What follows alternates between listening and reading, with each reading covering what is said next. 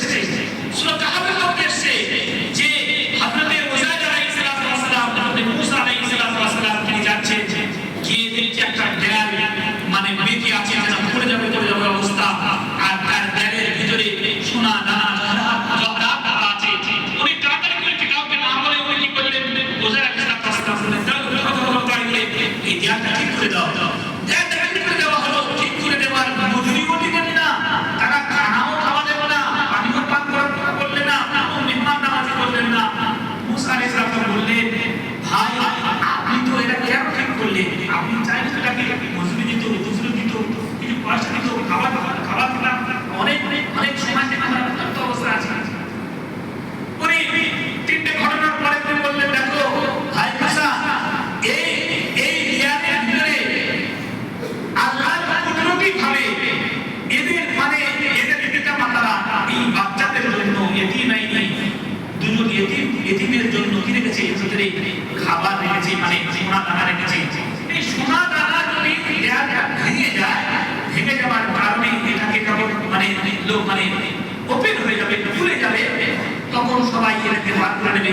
তারা বাচ্চারা ছোট, তাদের একটা নেওয়ার ক্ষমতা হয়নি, যোগ্যতা হয়নি।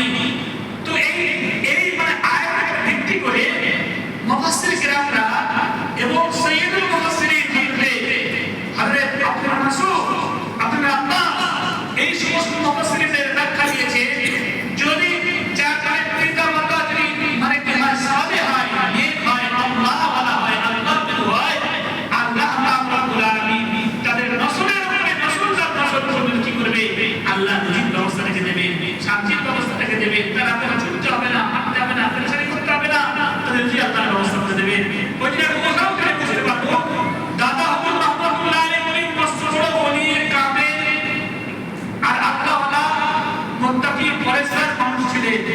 দাদা হুজুর রাহমাতুল্লাহ আলাইহি চলে গিয়েছে, তাদের নসলকে আল্লাহ শান্তির খানা, ইজ্জতের খানা, সম্মানের খানা, সেখানে মুসাফা হুজুরের সাথে মুসাফা করবে, কিভাবে মুসাফা করতে খারাপ লাগবে, কিছু না দিলে 200-500,000 5,00,000 করে হাবের মুসাফা দিয়ে আসছে। আমাকে আপনাকে দিচ্ছে না, আরো মানুষকে দিচ্ছে না, তাদের দিচ্ছে না। দোস্ত হুজুরের আল্লাহর তরফ থেকে ইজ্জত, আল্লাহর তরফ থেকে সম্মান, আল্লাহর তরফ থেকে বেজতি এবং জিল্লাত আল্লাহর তরফ থেকে। ওলামায়ে কেরাম বলছে একটা ঘটনা পড়ে গেল যে যখন আমরা ছেলেদেরকে মাদ্রাসায় এই জন্য ভর্তি করি না, কিছু মানুষ এরকম আছে আমরা যে ছেলেরা মাদ্রাসায় খাবে করবে, মাদ্রাসা তো সবাই ভগিনী বিদ্বেষে কাটাবে, ওই ভাই কালি চাকরি দিবে না, দিল্লি ছাড়া চলবে না, ওয়াজ করবে, এটা খাবে, কিন্তু অন্য কোনো ভালো কাজ করতে পারবে না। যখন ওই ছেলে পরিবেশের সাথে দিনের সাথে সাথে হাফেজ আলেম মাওলানা মুফতি বুজুর্গ আল্লাহ হয়ে যায়, তখন সেই মানুষ ফিরে বলে এরা খায় কাজ করে বলছিল খাবে কি, আজকে বলে খায়। আল্লাহ রাব্বুল আলামিন নিয়ামত